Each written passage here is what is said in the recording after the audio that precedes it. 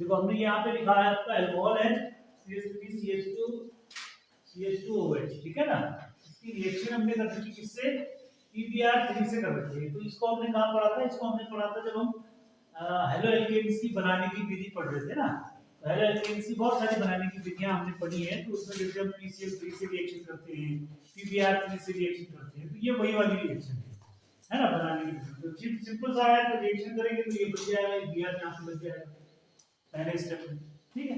दूसरी वाली क्या है, दूसरी वाली ये अल्कोहलिक KOH है, ये डिहाइड्रेशन वाली रिएक्शन है, डिहाइड्रोजनीकरण जिसको हम कहते हैं, डिहाइड्रोजनीकरण है ना। तो क्या था, बीटा एलिमिनेशन जिसको हमने कहा, ठीक है। बीटा एलिमिनेशन मतलब आप इसी में से क्या निकलेगा, ब्रोमीन भी निकलेगा और इसी में से क्या निकलेगा, हाइड्रोजन भी निकलेगा। तो सैचुरेटेड वाला किसमें बदल जाएगा, अनसैचुरेटेड वाला। तो ये वाली रिएक्शन है, ये अल्कोहलिक KOH की प्रेजेंस में होती है, तो किसमें बदल जाएगा, डबल बॉन्ड वाले बदल जाएगा, ठीक है। और फिर देखो अगला, अगली रिएक्शन है HBr के साथ, HBr के साथ। ये याद आ रही है आपकी कौन सी रिएक्शन है, HBr के साथ। HBr के साथ तो ये युगात्मक डबल बॉन्ड वाला है ना, तो ये युगात्मक अभिक्रिया करेगा। युगात्मक अभिक्रिया के लिए मैंने एक नियम भी आपको बताया था, कौन सा, बिल्कुल सही, मार्कोनिकॉफ का नियम। मार्कोनिकॉफ के नियम के अनुसार इसमें योग हो जाएगा, है ना। तो वो ये कहता है कि नेगेटिव पार्ट कहां पर जुड़ेगा, जिसमें हाइड्रोजन कम होंगे, तो ये बन जाएगी, ठीक हो गया, कोई दिक्कत नहीं है। अब इसके बाद ये अमोनिया, इससे अमोनिया से रिएक्शन करिए हमने, तो जहां पर Br लगा है वहीं पर क्या जुड़ जाएगा, NH2 भी जुड़ जाएगा। तो पहले वाले की ये रिएक्शन, ठीक हो गया। ये आपने बनाई होगी, है ना, कोई इसमें कठिन नहीं है। कहीं पर कोई ऐसी रिएक्शन नहीं की जो नहीं पढ़ी है, जो एक आध एक जो नहीं पढ़ी है वो भी है इसमें, वो उसमें बता दूं। अच्छा, दूसरी वाली का देखो, अभी दूसरी रिएक्शन लिखी है हमने, ठीक है। ये दूसरी रिएक्शन है, इसका नाम अगर आप देखो तो क्या लिखेंगे, 2 ब्रोमो ब्यूटेन है, 2 ब्रोमो ब्यूटेन है। हमको देखना क्या होता है इसमें कि भाई इसके एरो के ऊपर में क्या लिखा हुआ है, एरो के ऊपर में लिखा है अल्कोहलिक KOH, है ना। तो अल्कोहलिक KOH है, तो ये क्या करेगा, वही बीटा एलिमिनेशन करेगा भाई, डिहाइड्रोजनीकरण करेगा। तो इसी में से क्या निकालेगा, हाइड्रोजन को भी निकालेगा, ब्रोमीन को भी निकालेगा, है ना। तो निकाल दिया देखो। अब इसमें तुम एक चीज बता सकते हो कि हमने ये वाला लिखा है, इसके अलावा भी कोई दूसरा बन सकता था इसमें, बनेगा कि नहीं बनेगा, इसके अलावा भी। ये तो हमने ब्यूटीन, ये ब्यूटीन को हमने बना रखा है ना, ठीक है। यहाँ पर भी मैंने एक रूल बता रखा था, याद है, कौन सा रूल है बताओ, नहीं रूल का नाम बताओ, है सेट जेप का रूल, बहुत सही, बहुत बढ़िया, बेहतरीन, मतलब ये बहुत आपने पढ़ रखा है, सही बात है। ये है सेट जेप का रूल बना। तो सेट जेप के रूल से ये क्या होगा कि जब डबल बॉन्ड के दोनों तरफ बराबर कार्बन परमाणु की संख्या होती है, तो वो वाला प्रोडक्ट ज्यादा बनता है। तो हम यहाँ पर वही वाला प्रोडक्ट लिखेंगे, क्योंकि सिंगल रिएक्शन नहीं है। अगर सिंगल रिएक्शन होती तो हम क्या करते, इसको 80% 90% लिखते, और जो ब्यूटीन 1 बनता उसको 10% या 20% लिखते, ठीक है, बहुत सही। अब इसके बाद इसमें Br की रिएक्शन कर देते हैं। तो Br का मतलब ये है कि जनरल हैलोजिनेशन वाली रिएक्शन है, ठीक है, जनरल हैलोजिनेशन वाली रिएक्शन है। तो जनरल हैलोजिनेशन में क्या होगा, ये दोनों जुड़ जाएंगे इसके साथ में, दोनों जुड़ेंगे तो फिर ये डबल बॉन्ड से क्या बन जाएगा, सिंगल बॉन्ड में कन्वर्ट हो जाएगा, ठीक है। ये दोनों जुड़ गए इसके साथ, दोनों Br यहाँ पे जुड़ गए, ठीक है ना। अब यहाँ पर एक चीज हुई है, ये रिएक्शन हमने पढ़ी नहीं है, ये एक तो इसमें हुआ वही है, अल्कोहलिक KOH है, और दूसरा इसमें एक NaNH2 भी दे रखा है। अब आप ये देख रहे होंगे यहाँ पर क्या हो रहा है, ये सिंगल बॉन्ड वाला सीधे कहां बदल गया, ट्रिपल बॉन्ड वाले में बदल गया, ठीक है। तो यहाँ पर हुआ कुछ नहीं, कोई विशेष बात नहीं है, हुआ वही है इसमें जो बीटा एलिमिनेशन वाला हुआ, लेकिन ये बीटा एलिमिनेशन वाला कितनी बार हो गया, 2 बार हो गया, क्योंकि इसके अलावा ये तो स्ट्रॉन्ग है ना, ये वाला इससे खतरनाक है। तो पहले वाला ये जो ये था ऊपर वाला अल्कोहलिक KOH ने सिंगल बॉन्ड को डबल बॉन्ड में बदला, तो ये NaNH2 क्या करता है, उस डबल बॉन्ड को ट्रिपल बॉन्ड में बदल देता है, ठीक है। तो ये 2 बार इसमें क्या हो गया, बीटा एलिमिनेशन टाइप की रिएक्शन हो गई, ठीक है, ये वो वाली रिएक्शन है, ठीक है। अब इसके बाद ये जो है ये कीटोन में बदलने वाली रिएक्शन है, ये हमने वैसे पढ़ी नहीं थी, है ना। इसका मैं आपको नाम लिखा देता हूँ, इसका नाम लिख लेना आप, H2O और HCl वाले का नाम, इसके रिएक्शन का नाम है कुचेरोव अभिक्रिया, कहते हैं इसको, कुचेरोव अभिक्रिया, ये वाली जो है इसको कहते हैं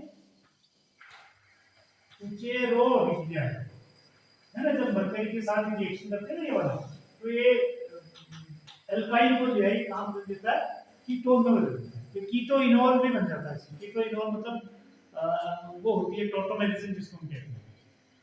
ठीक है, कौन सी रिएक्शन है ये? मुझे रोग रिएक्शन अभिक्रिया उस वैज्ञानिक के नाम से। ठीक है, तो ये बन जाएगा। ठीक है, यहाँ बन गया। देखो ठीक है यहाँ तक। अब तीसरा वाला देखो, अब तीसरे वाले में आया ये वाला बना है तीसरा, इसमें भी वही है, मतलब ये है वही एक तरह से, कोई नई किसी में भी कोई नया नहीं दे रखा है, वही घुमा फिरा के जैसे। तो ये हमारा ब्रोमोप्रोपेन था, ब्रोमोप्रोपेन है, वही अल्कोहलिक यूज कर रहे हैं, तो वही रिएक्शन हो रही है इसमें, है ना, एलिमिनेशन रिएक्शन ही है, बीटा एलिमिनेशन बन गया। फिर इसमें HBr की रिएक्शन कर रखी है। अब इसमें एक चीज ये लिखा है, HBr के साथ में पेरोक्साइड लिखा है, इसका मतलब क्या हुआ? HBr के साथ पेरोक्साइड जब लगेंगे तो है, बता सकते हैं? HBr के साथ यदि आपने कहीं पर पेरोक्साइड लिखा हो तो इसमें क्या होगा? इसमें एंटी मार्कोनिक ऑफ नियम लग जाएगा। कहने का मतलब हुआ कि हमको भी ये नहीं देखना है कि ये जो HBr का नेगेटिव पार्ट है ये कहां पर जाएगा, यहां पर जाएगा, ये नहीं देखना है। ठीक है, जुड़ जाएगा तो यहां पर जुड़ जाएगा। ठीक है, अब ये इंपॉर्टेंट है भाई, अगर इस रिएक्शन का कोई नाम बता देगा तो फिर वो तो बहुत ही बेहतरीन हो जाएगा। NaI और एसीटोन वाली रिएक्शन है ना, NaI और एसीटोन वाली, तो ये इसको बदल देता है, इसमें आयोडीन वाली में बदल देता है। कौन सी नाम है? नाम बताना है रिएक्शन का। बिल्कुल बहुत सही, पिंकेज का दिया है, याद हो गया। ठीक है बेटा, ये बन गया। लास्ट में हमने क्या कर दिया, इसको मैग्नीशियम और ईथर के साथ में रिएक्शन कर दी, तो ये क्या बन गया? मैग्नीशियम ईथर के साथ रिएक्शन कौन सी होती है? नाम बताओ। मैग्नीशियम और शुष्क ईथर के साथ नाम बताना। मैग्नीशियम और शुष्क ईथर के साथ जो रिएक्शन होती है उसका नाम क्या कहते हैं? उसको ग्रिग्नार्ड अभिकर्मक। ग्रिग्नार्ड अभिकर्मक हो गया, तो ये रिएक्शन हमारी। ठीक है, आया समझ? ठीक, तो अब आप देख रहे हैं कि सवाल जो बनता है, तो सवाल बनता कैसे है? पढ़ेंगे तो बनेगा। ठीक है, सवाल बनाने का क्या तरीका देखा हमने कि अगर आप पढ़ रहे हैं, उसको याद कर रहे हैं, उसको देख रहे हैं बार बार, तो आपका सवाल क्या होगा? बन जाएगा, है ना। क्योंकि सवाल जो बनेगा उसका उत्तर कहाँ है? वो आपकी कॉपी में ही है, आपके नोट्स में ही है, जो हम पढ़ रहे हैं उसी में है। तो अगर आप उसको ध्यान से पढ़ेंगे तो आपको सवाल का आंसर मिल जाएगा। ठीक है ना, तो इसलिए सवाल से, इसलिए मैं मजाक में करता हूँ आपसे कि सवाल से घबरने का नहीं है, सवाल से घबरने का नहीं है। ठीक है, घबराना नहीं चाहिए, सवाल से आपको घबराना नहीं है, क्योंकि सवाल का आंसर जो है वो आपके पास ही है, ढूंढेंगे तो मिलेगा। एक गाना आता है ना, ढूंढेंगे तो मिल जाएगा, और पता नहीं कौन सा है, नहीं याद। ठीक है, तो ये आपका इस तरीके से बनता है। तो ये एक प्रकार का सवाल, इस प्रकार से भी क्वेश्चन आते हैं रिएक्शन को पूरा करने वाला। तो आपको ध्यान कहाँ देना है? आपको ध्यान देना है इसमें कि एरो के ऊपर क्या लिखा हुआ है। यही रिएजेंट है जो बदलने वाला काम करता है ना। रिएजेंट बदल देंगे तो प्रोडक्ट में हमारा क्या होगा? बदल। ठीक हो गया, तो एक प्रकार का सवाल। अब हम अगले प्रकार के सवाल में जाते हैं। ठीक है बेटा, ये हमारा पैराग्राफ ऐसे आएगा लिखा हुआ, इसको पढ़ लेता हूँ। नाभिक रागी प्रतिस्थापन अभिक्रिया में नाभिक रागी उस हेलो एल्केन के क्रियाधार, जो एल्केन को क्रियाधार से अभिक्रिया करता है, इसमें हाइड्रोजन परमाणु से आबंधित परमाणु पर आंशिक धनावेश होता है। यह प्रतिस्थापन अभिक्रिया कहलाती है। चूंकि यह नाभिक रागी के द्वारा होती है, इसलिए इसे नाभिक रागी प्रतिस्थापन कहते हैं। ठीक हो गया। फिर नीचे उसका एक इन्होंने कॉमन सा एग्जांपल दे दिया कि ये न्यूक्लियोफाइल है, ये हेलो एल्केन इस तरीके से बनेगा और ये प्रोडक्ट बन जाएगा। ठीक है, फिर नीचे लिखा हुआ है कि यह हेलो एल्केन की कार्बनिक अभिक्रियाओं का प्रमुख संवर्ग है। मतलब जो हेलो एल्केन है उनकी सबसे इंपॉर्टेंट रिएक्शंस होती है जिसमें हाइड्रोजन परमाणु sp3 संकरित कार्बन परमाणु से आबंधित होता है ना। ये मैंने अपने मन से नहीं लिखा है, ये हमारे कॉपी किताब का ही पार्ट है ना। साथ में जहाँ पर लिखा होगा प्रतिस्थापन अभिक्रिया वही। अब इसके नीचे जो प्रश्न आएंगे वो प्रश्न मैंने जो बनाया, जैसे पहला प्रश्न इसमें लिखा है कि नाभिक रागी किसे कहते हैं। ठीक है, दूसरा प्रश्न है कि अगर अल्कोहल उत्पाद बनाना है आपको इस रिएक्शन से, है ना। इसमें यदि अल्कोहल कोई उत्पाद बनता है तो अल्कोहल उत्पाद बनने के लिए अभिकर्मक और नाभिक रागी कौन सा होगा वो लिख रहे हैं आपने। ठीक है। तीसरा, नाभिक रागी प्रतिस्थापन का एक उदाहरण, कोई भी रिएक्शन आपको अगर याद हो इसकी तो उसका कोई एक उदाहरण आपको लिखना है। चौथा दे रखा है कि नाभिक रागी प्रतिस्थापन के लिए हेलोएल्केन का जो CX बॉन्ड है वो ध्रुवीय होता है, ये खुद ही लिखा हुआ है, लेकिन उसका कारण बताना है कि ध्रुवीय होता है तो वो कैसे होता है। ठीक है, ये 4 प्रश्न है ना। पहला प्रश्न है नाभिक रागी किसे कहते हैं, दूसरा है अल्कोहल उत्पाद बनाने के लिए अभिकर्मक वो नाभिक रागी कौन सा बनेगा ये आपको बताना है, तीसरा है नाभिक रागी प्रतिस्थापन का एक उदाहरण आपको देना है, और नाभिक रागी प्रतिस्थापन के लिए जो हेलोएल्केन का CX बॉन्ड है, C बॉन्ड हेलोजन है वो ध्रुवीय होता है, उससे लिखा हुआ है तो उसका कारण आपको बताना है। ठीक है। अब आप एक चीज को समझे पहले कि आप कहोगे कि पैराग्राफ जो दे रखा है क्वेश्चन हमको ऐसे नहीं मिलेगी जो जिसका आंसर आपको ठीक इसमें से आप लाइन से लाइन बना करके लिख लीजिए। ठीक है। और ऐसा एग्जाम में भी नहीं आता है क्योंकि इतना आसान थोड़े आएगा एग्जाम, इसलिए कहता हूँ ना बार बार, परीक्षा में आसान तो आता ही नहीं है। परीक्षा में ऐसा आएगा कि भाई इसलिए तो परीक्षा है ना, तो इसलिए जैसा इसमें लिखा होगा ठीक आपको प्रश्न ठीक वैसा नहीं मिलेगा कि उसमें प्रश्न वैसा ही लिखा होगा, आपके पहली लाइन में ही उसका पहला लाइन वाला उत्तर मिल जाएगा। तो इसका मतलब है कि जो पैराग्राफ बनेगा उसके साथ साथ उसके आगे पीछे का आपको पढ़ा हुआ होना चाहिए। ठीक है। और उसको आपको एक दूसरे से जोड़ना आना चाहिए। अब जैसे इसमें पहला प्रश्न दे रखा है कि भाई नाभिक रागी किसे कहते हैं, अब ये प्रश्न यहाँ का नहीं है, समझ रहे हैं आप, मतलब यहीं पर का नहीं है, ये प्रश्न कहाँ का है, ये अगर आप देखेंगे तो 11th में जब हम पढ़ते हैं ऑर्गेनिक केमिस्ट्री वहां पर हम ऐसे नाभिक रागी और इलेक्ट्रॉन रागी जो होते हैं ना, न्यूक्लियोफाइल और इलेक्ट्रोफाइल, ये वहां का प्रश्न है। तो इसका मतलब है कि नाभिक रागी किसे कहते हैं ये आपको वहीं से आना चाहिए। फिर हम इसमें भी पढ़ रहे हैं यहाँ पर आना चाहिए। नाभिक रागी क्या होता है, मैंने कई बार बता रखा है, नाभिक रागी न्यूक्लियोफाइल किसे कहते हैं जिसमें नेगेटिव चार्ज होता है, इसमें जो इलेक्ट्रॉन रिच स्पीशीज होती हैं, और नाभिक रागी हमेशा ऐसे सेंटर पर अटैक करता है जहां पर इलेक्ट्रॉन डिफिशिएंट सेंटर होता है, जहां पर इलेक्ट्रॉन्स की कमी होती है। तो ऐसा उत्तर इसमें नहीं लिखा हुआ है, लेकिन आपको क्या होगा कि लिखना पड़ेगा। ठीक है। पहला, और उसके एक एग्जांपल आप दे देंगे जैसे OH माइनस है, Cl माइनस है, NH2 माइनस है, ये क्या है, ये नाभिक रागी के एग्जांपल्स हो जाएंगे। हमारा क्या होगा, OH माइनस हो जाएगा, NH2 माइनस हो जाएगा, Cl माइनस हो जाएगा, ये नाभिक रागी के एग्जांपल्स हो। ठीक है। दूसरा प्रश्न यह है कि अल्कोहल उत्पाद यदि बनना है इस अभिक्रिया में तो उसके लिए जो अभिकर्मक है वो नाभिक रागी के लिए क्या होगा। अब आप हमने बहुत सारी नाभिक रागी प्रतिस्थापन अभिक्रिया पढ़ी ना, ठीक है, तो उसमें अल्कोहल देखो जरा आप किससे बना है, अल्कोहल, अल्कोहल बनने के लिए हमने किससे रिएक्शन किया था, ऐसी कौन सी रिएक्शन है जिसमें हमने पहले वाले में ही पढ़ा है, आपको टाइम लगेगा तो मैं बता देता हूँ कि अगर हम NaOH से रिएक्शन कर देते हैं इसकी हेलोएल्केन की, हेलोएल्केन की अगर हम NaOH से रिएक्शन कर देते हैं तो हमारा प्रोडक्ट जो बनता है वो क्या बन जाता है, OH। OH में क्या होता है, मतलब NaOH से रिएक्शन कर दोगे ना, इससे करोगे NaOH से रिएक्शन करोगे, सोडियम हाइड्रोक्साइड से रिएक्शन करोगे, क्या बन जाएगा, अल्कोहल बनेगा। उत्पाद में क्या बन जाएगा, उत्पाद में आपका बन जाएगा अल्कोहल। ठीक है। यहाँ पर अभिकर्मक पूछा है तो अभिकर्मक आप क्या लिखोगे, NaOH। न्यूक्लियोफाइल पूछा है तो न्यूक्लियोफाइल क्या लिखोगे, OH माइनस। समझ रहे हैं आप, तो ऐसे प्रश्न का उत्तर लिखना है। तीसरा देखो क्या दिया है कि नाभिक रागी प्रतिस्थापन का एक उदाहरण दीजिए। आप इसी को भी आप उदाहरण दे सकते हैं, है ना, कोई जरूरी नहीं है, इसी रिएक्शन को भी आप लिख सकते हो, मतलब ऐसे लिख दोगे रिएक्शंस को कि जैसे हमने ये वाली लिखी है C2H5Cl लिखा प्लस लिख दिया NaOH, ठीक, यहाँ पर बना देंगे हम C2H5OH हो जाएगा प्लस हो जाएगा आपका NaC, ये एग्जांपल हो गया, कोई दिक्कत नहीं है ना। ठीक, अभी किससे बना रहे हैं, इसी इसी ये जो दे रखा ना इसी ने दिया हुआ।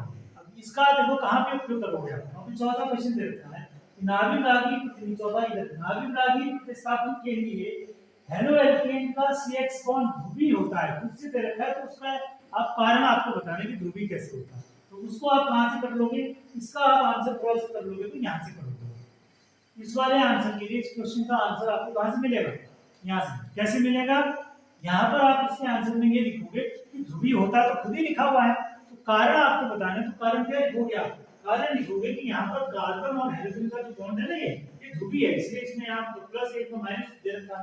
तो आप ये कहोगे कि यहाँ पर जो हाइड्रोजन परमाणु है इसके विद्युत ऋणात्मकता कार्बन से अधिक होती है, जिस कारण से क्या होता है, इसके बीच का जो इलेक्ट्रॉन होता है, इलेक्ट्रॉन पेयर एक हाइड्रोजन परमाणु अपनी ओर को आकर्षित कर देता है। ठीक है, एक कारण। तो इसलिए क्या हो जाएगा, इसमें इलेक्ट्रॉन की कमी हो जाएगी तो पार्शियल पॉजिटिव आ जाएगा, इसमें अधिकता हो जाएगी तो पार्शियल नेगेटिव। एक कारण ही हो जाएगा। दूसरा और बेहतरीन कारण मतलब जिसमें आप एग्जामिनर को खुश कर सकते हो, तो एग्जामिनर को लगेगा कि ये बच्चा बहुत ही पढ़ा हुआ है। वो कैसे बता सकते हो आप? आप कहोगे कि यहाँ पर इस कार्बन में ये भी दे रखा है ना, यहाँ पर आप क्या कहोगे कि इस कार्बन में कौन सा संकरण होता है, sp3 संकरण होता है। तो sp3 संकरण जहां पर भी होगा तो sp3 संकरण से s का परसेंटेज कितना होगा, इसमें 25%, p कितना होगा 75%। तो जहां पर s का परसेंटेज कम होता है ना, वहां पर बॉन्ड हमेशा कैसा होगा, पोलर होगा, ध्रुवीय होगा। तो दूसरा कारण, मतलब ये कारण अगर आपने लिख दिया तो वो जो पढ़ेगा ना, अगर गुरुजी ने पढ़ लिया उत्तर उसका कि ये इन्होंने यहाँ दे रखा है, तो वो आपको एक्स्ट्रा नंबर भी दे सकता है। समझ रहे आप? मतलब कहीं और आपको नंबर दे देगा और उससे पता चल जाएगा कि आपकी इंटेलिजेंस कितनी है। समझ रहे आप? तो ये प्रश्न का करने का तरीका है, पैराग्राफ वाले प्रश्न को आप कैसे हल करोगे।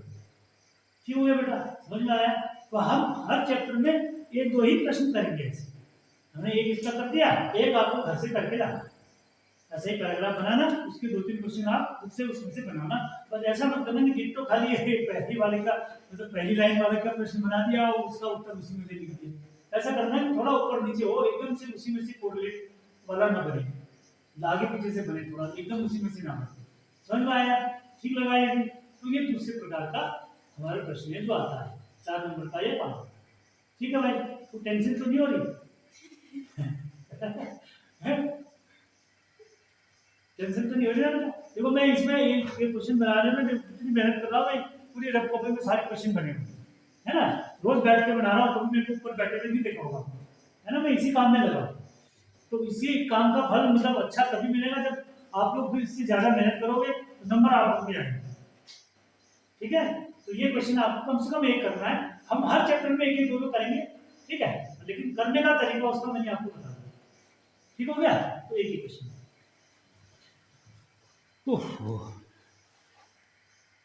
लेकिन परीक्षा में जब तुम्हारा आएगा तो परीक्षा में कैसे आएगा, परीक्षा में एक तरफ को आपका ऐसे बना हुआ आएगा, ठीक है, मतलब ये आएगा इधर में लेफ्ट में और इसके राइट में ये आपको मिलेगा। ठीक है? तो एक तरफ ये रिएक्शन रहेगी, उस पर दूसरी तरफ ये। तो उसमें ये होता है कि शॉर्ट में लिखने का, तो वो कई बच्चे क्या करते हैं ना, परीक्षा में भी टाइम बचाने का भी एक तरीका होता है। कई इस बार जो कॉपी हमने चेक करी उसमें क्या होता है, कई बच्चे क्या करते हैं कि ये पूरा उतार देते हैं, इसको पूरा उतारते हैं, फिर उसको उसके सामने ऐसा लिखते हैं। ऐसा जरूरत ही नहीं लिखने की। वहां पे माना ये प्रश्न नंबर 11 आया हुआ है ना, प्रश्न नंबर 11 है, तो आपको जैसे ए लिखा हुआ है तो ए के आगे क्या है आप वो लिख दो, दूसरे के आगे क्या है, तीसरे के आगे क्या है, चौथे के आगे, इतने में आपका जो है ये 2 नंबर का प्रश्न आएगा इस बार। ठीक है? इतने में 2 नंबर मिल जाते। तो कई लोग क्या करते हैं कि वो ये पूरा लिखेंगे फिर उसके आगे लिखेंगे क्या है, तो वो टाइम टेकिंग है ना, वो समय बर्बाद करता है। तो ऐसा आपको नहीं करना है, ये भी ध्यान रखना है। मतलब ऐसे वाले प्रश्नों में जो सत्य असत्य, अच्छा ऐसे ही सत्य असत्य वाले प्रश्न में भी है जो हमने सुबह लिखा, आपको पूरा लाइन लिखने की जरूरत ही नहीं है। आपने पहला वाला पॉइंट पढ़ा, माना अगर 3 आए हैं 4 आए हैं, अगर वो आपको ट्रू लग रहा है तो उसके आगे सत्य लिख देना है। ठीक है ना? अगर वो फॉल्स है तो उसके आगे असत्य लिख देना है। ठीक है? तो ऐसे पूरी लाइन लिखने की जरूरत नहीं, आपको नंबर पूरा 1 नंबर मिल जाए। ठीक है ना? तो ये भी आपको ध्यान रखना है, जैसे कि कैसे आपको टाइम भी बचाना है परीक्षा में और बड़े क्वेश्चन के लिए अपना टाइम रखना है। अभी पहली रिएक्शन देखो आप, पहली रिएक्शन क्लोरोबेंजीन की है CH3Cl के साथ में निर्जल AlCl3 की उपस्थिति में। ठीक है? क्या बना रहा है, 2 प्रोडक्ट बनते हैं, ऑर्थो और पैरा। एक ऑर्थो बन रहा है, दूसरा पैरा बन रहा है। तो ये कौन सी अभिक्रिया होती है, फ्रीडल क्राफ्ट अभिक्रिया होती है। इसको क्या कहते हैं हम, फ्रीडल क्राफ्ट। कहने का मतलब इसका आंसर कौन सा हो जाएगा, चौथा वाला हो जाएगा। ठीक है? अच्छा, दूसरी हमने लिखी है, 2 अणु ले रखे हैं क्लोरोबेंजीन के, 2Na ले रखा है, शुष्क ईथर के साथ में क्या बना है, इसको बोलते हैं बाइफिनाइल। क्या बोलते हैं, बाइफिनाइल बना। ये कौन सी अभिक्रिया होती है, फिटिंग अभिक्रिया है ना। वुड्स की हमने 3 प्रकार के नाम से बनाई थी, तो उसमें से केवल यदि 2 एरोमेटिक यौगिक यदि इस्तेमाल होते हैं तो उसको हम कहते हैं कौन सी अभिक्रिया, फिटिंग अभिक्रिया, यानी कि ये वाला है, ठीक है, ये वाला इससे इस्तेमाल। अच्छा, तीसरा आपने क्या लिखा हुआ है, तीसरा भी वही है, एक हमने क्लोरोबेंजीन ले रखा है, 2Na ले रखा है, शुष्क ईथर है, एक CH3Cl है ना। तो क्या बन जाएगा, इसका नाम क्या लिखेंगे, वुड्स फिटिंग अभिक्रिया। ये वुड्स फिटिंग है, मतलब इसमें आपको याद ये रखना है कि अगर एक एरोमेटिक हो एक एलिफेटिक है तो उसका नाम क्या हो जाएगा, वुड्स फिटिंग अभिक्रिया, ठीक है। और इसके साथ में ये यहाँ पर दिया नहीं है, अगर दोनों एलिफेटिक हो जाएंगे तब क्या हो जाएगा, वुड्स अभिक्रिया, ठीक है। अगर दोनों क्या होंगे, एलिफोटिक, जैसे ये दोनों एरोमेटिक है ना, इसकी जगह में अगर हम 2 अणु किसके ले लेंगे, CH3Cl के ही ले लेंगे 2 अणु, ठीक है, तो वो क्या बनाएगा, एथेन बना देगा, तो वो अभिक्रिया क्या हो जाएगी, वुड्स अभिक्रिया। तो इसमें से जरूर आता है कुछ, ठीक। अच्छा, चौथा फिर क्या बचा, अब देखो इसमें ये भी है तरीका एक, फिर भी मैंने कई बार आपको और भी बता रखा है, मतलब विकल्प वाले में भी और मिलान करने वाले में भी, अगर आपको पूरा प्रश्न नहीं आता है, ठीक है, 50% भी अगर आता है, तो बाकी 2 आपके फिर उससे तुक्के से भी बन जाते, ठीक है। अब क्या बचा इसमें, एक ही बचा हुआ है, अब क्या बचा, ये बच गया लास्ट, है ना, चौथा वाला। देखो चौथे वाले में क्या है, क्या दे रखा है आपको, ये देखना है, H2SO4 दे रखा है, सांद्र लिखना चाहिए था इसमें, सांद्र H2SO4 है, सांद्र HNO3 है, तो NO2 जुड़ रहा है, तो NO2 जुड़ रहा है, तो NO2 जुड़ने में कौन सी अभिक्रिया होती है, नाइट्रीकरण अभिक्रिया होती है, ठीक है ना। तो ये होता है ना, इनमें ये सवाल बड़े अच्छे होते हैं, मतलब नंबर गेनिंग करने के लिए ना, आपको ये इसमें 4 नंबर मिल जाएंगे अगर आप खाली ऐसे शॉर्ट, बस एक का आगे 1 2 3 4 ऐसे लिख करके आपको 4 नंबर मिलेंगे, 4 नहीं तो 2 नंबर का फिर भी होगा, तो आधा आधा नंबर का एक होगा। और ऐसे यदि पूरे प्रश्न पत्र में 3 या 4 क्वेश्चन आते हैं माना, तो आप ये मान के चलो कि आपके 8-10 नंबर आपको ऐसे ही खाली 1 2 ही पेज में आपके 8 नंबर आ जाए, ठीक है। अच्छा, दूसरा देखें अभी तक, पहला यहां पे लिखा है हमने CCl2F2, CCl2F2 क्या होता है भाई, CCl2F2 किस में काम आता है, मतलब यहाँ पर ये कुछ लिखे हुए हैं, यहाँ इनके यूजेस हैं, एक तरह से यूज हैं या वो किससे संबंधित हैं वो लिखा हुआ है बी कैटेगरी में, ठीक है ना। तो CCl2F2 इनमें से किस में काम आता है, प्रशीतक में आता है ना, ये प्रशीतक में आता है। वैसे इसका नाम क्या है, फ्रीऑन 12, ठीक है, फ्रीऑन 12, फ्रीऑन 12, ठीक। दूसरा DDT लिखा है, DDT कहाँ इस्तेमाल होता है, कीटनाशी के रूप में इस्तेमाल, ठीक है। तीसरा हमने लिखा है ZnCl2 + HCl, ये क्या है? हाँ देखो, अब इसमें तुम जो है वो खा गए ना, ठीक है। अच्छा, ये वाला कह रहे हो तुम, कौन सा कह रहे हो, नहीं ZnCl2 कह रहे हो, यहाँ वाला कौन सा कह रहे हो, मतलब इसमें इनमें से कौन सा वाला आंसर है, डी वाला है ना, तो ये ल्यूकास अभिकर्मक इसका ये होता है ल्यूकास अभिकर्मक, इसको बोलते हैं ल्यूकास अभिकर्मक। वो लिखने में ऐसा है ना, राइटिंग देखो, 2 लोगों की राइटिंग समझ में नहीं आती, एक तो जिसकी बहुत अच्छी होती है, जिसकी दूसरे की बहुत खराब होती है, तो मेरी बहुत अच्छी है ना, इसलिए वो समझ में नहीं आती है, ठीक है। ल्यूकास अभिकर्मक है ठीक है, ल्यूकास अभिकर्मक, सही पहचाना आपने, ठीक है। अच्छा, फिर लास्ट वाला क्या बचा, फिर अभी एक ही बचा हमारा C6H5Br + Mg और ईथर, शुष्क ईथर। अब आप याद रखो, ये शुष्क ईथर जहां पर होगा तो वो क्या होगा, हमारा ग्रिग्नार्ड अभिकर्मक होगा, है ना। अब यहाँ पर इसको मैंने थोड़ा सा चेंज करके दिया था, ये लिख करके दिया था ऐसा, अगर ये लिख करके नहीं मिलेगा तो किस में मिलेगा आपको, ऐसे मिल जाएगा ये, है ना। पेंसिल रिंग को अगर कहीं पर रिंग नहीं बनाई होगी ना, तो उसको हम ऐसे लिख करके देंगे, C6H5Br लिखा ना, ये C6H5Br प्लस आपको दे देंगे इसमें Mg, ठीक है, ये Mg दे रखा है, ठीक। और यहाँ पे लिख देंगे शुष्क ईथर, शुष्क ईथर लिख दिया, ठीक। तो ये इसको बना देंगे, ये हो जाएगा आपका MgBr, तो ये क्या हो जाएगा, ग्रिग्नार्ड अभिकर्मक हो जाएगा, ठीक है। तो ऐसे प्रश्न ये बनेंगे, है ना। तो अब इनके सबके लगभग आप जितने बना सकते हो, मैक्सिमम तो जितने बनाओ, उससे कोई लिमिट नहीं है, आप जितने ज्यादा बना सकते हो अपनी प्रैक्टिस के लिए इसको बनाते रहो, ठीक है ना। और सभी प्रकार के प्रश्न जो है, क्योंकि आपके एग्जाम में ना बेटा, प्रश्नों की आप जितनी तैयारी करोगे आपको उतना ही फायदा होगा, ठीक है। और प्रश्नों को आप बनाते रहोगे ना, प्रश्नों की तैयारी करोगे तो प्रश्नों की देखो, आपने अभी जो प्रश्न बनाए ना, एक चीज का ये ध्यान रखो, जैसे अभी आप जैसे प्रश्न बनाए ना, तो प्रश्न बनाने में आपने क्या किया, बता सकते हो क्या किया? जितने भी प्रकार के हमने प्रश्न बनाए, जिस दिन से हमारा चैप्टर खत्म हुआ है, उस दिन से जब से हमने प्रश्न बनाने शुरू किए, तो प्रश्न बनाने के लिए, उनके उत्तरों को ढूंढने के लिए हमको क्या करना पड़ा? अरे हमको कॉपी खोलनी पड़ी ना। अरे ऐसे ही तो बना। हमको प्रश्न बनाने के लिए, उसके उत्तर ढूंढने के लिए क्या करना पड़ा? भाई कॉपी ढूंढनी पड़ी ना, कॉपी खोलनी पड़ी, पन्ने पलटने पड़े। ठीक है, तो पन्ना पलटना ही जरूरी है। आपके नोट्स का पन्ना क्या होना चाहिए? पलटना चाहिए। और पलटेगा कैसे? प्रश्न जब आप बनाओगे तभी पलटेगा। समझ में आई बात? तो इसलिए प्रश्न बनाना इसलिए आवश्यक, ये नहीं कि चैप्टर खत्म हो गया तो हम इसके प्रश्नों को बंद कर दें और नए चैप्टर के बनाएं, ऐसा नहीं। आप इसके 4-5 दिन बाद फिर से आप कोई भी किसी भी प्रकार का प्रश्न, चाहे आप रिएक्शन वाला प्रश्न ले लो या मैचिंग वाला प्रश्न ले लो, हैं, या शॉर्ट आंसर वाला कोई ले लो। अभी तो हमने बहुत सारे प्रकार के प्रश्न थे, क्योंकि लंबा बहुत हो गया ना ये चैप्टर में, 1 महीने से ज्यादा लग गया, तो इसलिए हम इसमें ज्यादा फिर नहीं गए। ठीक, अब इसमें जो छूटा होगा फिर वो